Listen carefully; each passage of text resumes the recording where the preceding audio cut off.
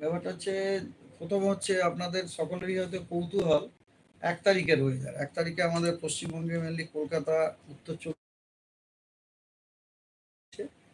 তো এই 1 তারিখ এবং 2 তারিখ এই দুটো দিনেই দক্ষিণবঙ্গের সবকটি জেলাতেই কিন্তু আপনার হলুদ সতর্কতা দেওয়া হয়েছে।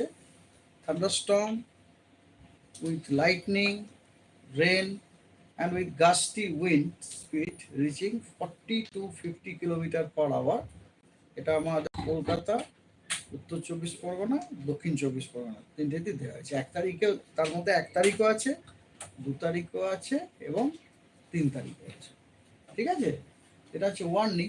এবং এই 1 তারিখ, 2 তারিখ, 3 তারিখ, হ্যাঁ, নট অনলি 1 তারিখ, 2 তারিখ, 3 তারিখ, 1, 2, 3 এবং 4, হ্যাঁ 1, 2, 3, 4 এই 4 দিনই কিন্তু পশ্চিমবঙ্গের সব জেলাতেই light to moderate rain with thunder a few places মানে আমি বলতে চাইছি স্ক্যাটার্ড রেনফল, আর কি স্ক্যাটার্ড রেনফলের সম্ভাবনা আছে। That's all. আর উত্তরবঙ্গের জন্য সতর্কতাটা একটুখানি বেশি আছে। সেটা হচ্ছে উত্তরবঙ্গে আপনার কমলা সতর্কবার্তা আছে, জানেন? সেটা হচ্ছে আজ, কাল, পরশু 5টি জেলা: দার্জিলিং, জলপাইগুড়ি, কালিম্পং, আলিপুরদুয়ার, কোচবিহার। ওখানে কিন্তু ভারী থেকে অতি ভারী বর্ষণের সম্ভাবনা আছে, 7 to 20 সেন্টিমিটার। ঠিক আছে। আর জাস্ট এ মিনিট, সব কটাতে কমলা নয়, প্রত্যেকটাতেই ভারী বৃষ্টির, সব কটাতে কমলা নয়। কমলা হচ্ছে জলপাইগুড়ি, আলিপুরদুয়ার এবং কোচবিহার, সব কটাতে কমলা নয়। বাকিগুলিতে আপনার হলুদ, হ্যাঁ, সেগুলি বাকিগুলিতে আপনার হেভি রেনফলের সম্ভাবনা আছে, ভারী বৃষ্টির সম্ভাবনা আছে। কিন্তু জলপাইগুড়ি একটু কারেকশন করে নেবেন, হ্যাঁ, জলপাইগুড়ি, আলিপুরদুয়ার এবং কোচবিহারে কিন্তু হেভি টু ভেরি মানে ভারী থেকে অতি ভারী বর্ষণের অরেঞ্জ সতর্কবার্তা দেওয়া আছে। এবং কালিম্পং এবং দার্জিলিংয়ে ভারী বর্ষণের হলুদ সতর্কবার্তা দেওয়া আছে। এছাড়া আপনার এটা হচ্ছে আজকে, কালকে, পরশু 29, 30 এবং 31। 1 তারিখ এবং 2 তারিখে ওই 5টি জেলা, দার্জিলিং, জলপাইগুড়ি, কোচবিহার, আলিপুরদুয়ার এবং কালিম্পং, ওই 5টি জেলা এবং তার সাথে উত্তর দিনাজপুরে ভারী বর্ষণের হলুদ সতর্কবার্তা দেওয়া আছে। ঠিক আছে। উত্তর দিনাজপুর, হ্যাঁ, অনলি উত্তর দিনাজপুর, এবং বাকিতে কোনো আর সতর্কবার্তা নেই।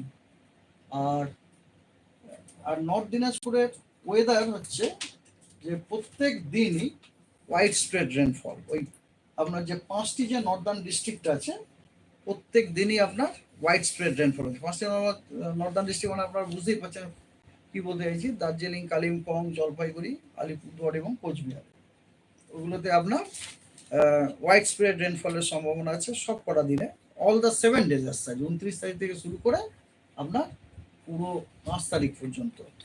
আর বাকি যে জেলাগুলি, সেগুলিতে 29, 30, 31-এ স্ক্যাটার্ড, 1 তারিখ, 2 তারিখ হচ্ছে ফেয়ারলি, 29, 30, 31-এ, আর 1 তারিখ এবং 2 তারিখ ফেয়ারলি ওয়াইড স্প্রেড। তো দ্যাটস অল।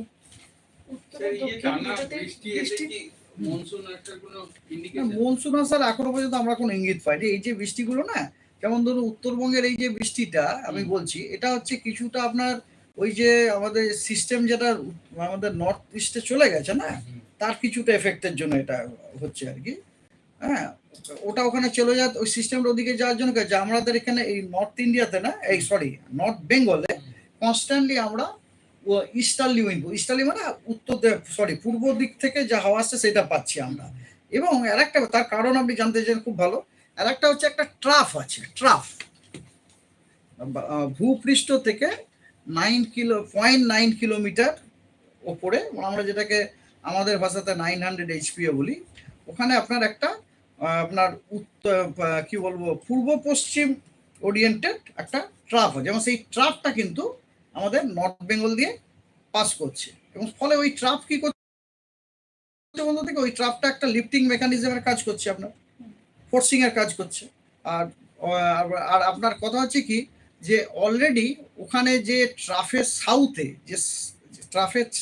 যে সাউথ ওয়েস্টার্লি যে উইন্ডটা আছে, তার যে হিস্ট্রিটা, এয়ার মাস হিস্ট্রি বলি আমরা, মানে তার যে অরিজিনটা কিন্তু আমাদের সমুদ্র, মানে সমুদ্র থেকেই যাচ্ছে। হ্যাঁ, আপনি এটা বলতে পারেন সমুদ্র থেকে যখন যাচ্ছে ল্যান্ডের ওপর দিয়ে অনেকখানা ময়েশ্চার ডিপ্লিট হতে হতে যাচ্ছে, কিন্তু একদম মানে কিছুটা ময়েশ্চার মধ্যে হোল্ডিং করেছে, যেহেতু এটা হচ্ছে একটা ওই এয়ার মাসটার হিস্ট্রিটা হচ্ছে একটু মানে সামুদ্রিক আর কি, সেই কারণে ময়েশ্চারও ওখানে যাচ্ছে, প্লাস লিফটিং মেকানিজমও রয়েছে।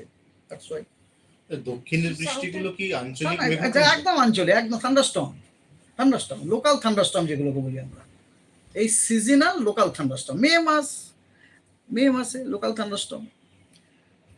ওকে, রেমাল চলে গেল, তারপরে এত হিউমিড কেন এখন এটা তো বুঝতেই পারছেন, রেমল চলে গেছে, রেমল তো এত বৃষ্টি দিয়ে গেছে না, তো এই যে বৃষ্টি তো অনেক বৃষ্টি তো মাটির তলায় জমে রয়েছে। তো এবারে কথা হচ্ছে এটা নিয়মই তাই, একটা বৃষ্টির পশলা, একটা বড় পশলা হয়ে যাওয়ার পরে যখন বৃষ্টিটা বন্ধ হয়ে যায়, তখন তো সূর্য কিরণ দিতে শুরু করে, তখন হিটিং স্টার্ট হয়। তো ওই হিটিংয়ে কি হয়, মাটির তলায় যে জলগুলো আছে না, ওগুলো এভাপোরেট হতে শুরু করে, as a result of which আপনার অ্যাটমসফিয়ারে মানে এক্সট্রা ময়েশ্চার চলে আসে, অ্যাটমসফিয়ারে ওয়াটার ভেপার চলে যায়, তো ন্যাচারালি হিউমিড হবে। সেই জন্য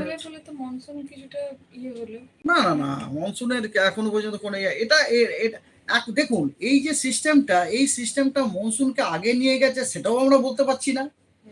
হ্যাঁ, এবং অ্যাট দ্য সেম টাইম যে এই সিস্টেমটার জন্য যে মনসুন দেরি করছে সেটাও আমরা বলতে পারছি না, কারণ সেরকম কোনো সেরকম কোনো ইঙ্গিত আমরা পাইনি, সেরকম কোনো সিগন্যাল আমরা আমাদের অ্যাটমসফিয়ারে পাচ্ছি না। আমাদের ব্যাপারটা হচ্ছে, হ্যাঁ মনসুন হয়তো আগামী 3-4, হ্যাঁ that I should tell you, just a minute, that I should tell you regarding monsoon.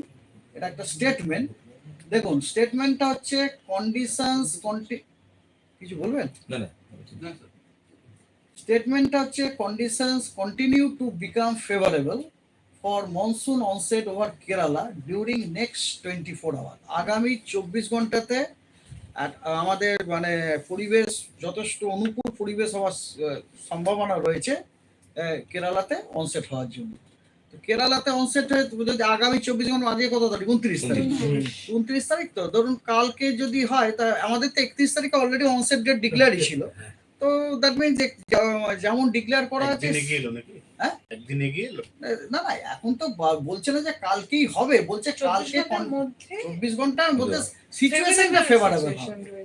Situation favourable হবে, তারপরে অনসেটটা ডিক্লেয়ার হয়। তার মানে আমরা যে ডেট প্রেডিকশন করেছি আর কি, মোটামুটি সেই ডেটই ধরে নিতে হবে।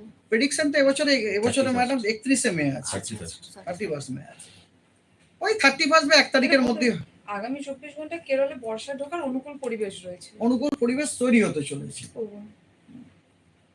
ঠিক আছে, হ্যাঁ, তাহলে বঙ্গে বর্ষা, তাহলে কেরালা থেকে কতদিন না, এমনি যদি নর্মাল দেখেন কেরালায় অনসেট 1 তারিখে, বঙ্গের বর্ষা নর্মাল কিন্তু 10 তারিখ নর্মাল, সুতরাং বঙ্গের বর্ষা আসার কিন্তু সময় এখন চলে যায় না, এখন আসা অনেক দেরি, নর্মালি হচ্ছে 10 তারিখ।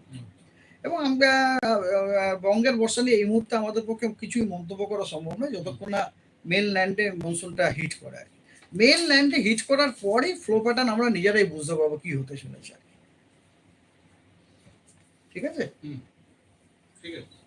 অনুকূল পরিস্থিতি মানে কি বোঝায় বলুন তো দেখি, আমাদের হাওয়াটা কোথা থেকে আসছে, হাওয়াটা আসছে দক্ষিণ গোলার্ধ থেকে এলো, ইকুয়েটরকে ক্রস করলো, এরকম করে করে করে করে করে করে করে আসবে, এবারে এরকম করে করে করে এসে এটা কি করে বলতে এরকম করে বেঁকে যায়, এবারে বেঁকতে বেঁকতে যদি শ্রীলঙ্কার নিচে চলে যায় তাহলে হবে কোথা থেকে।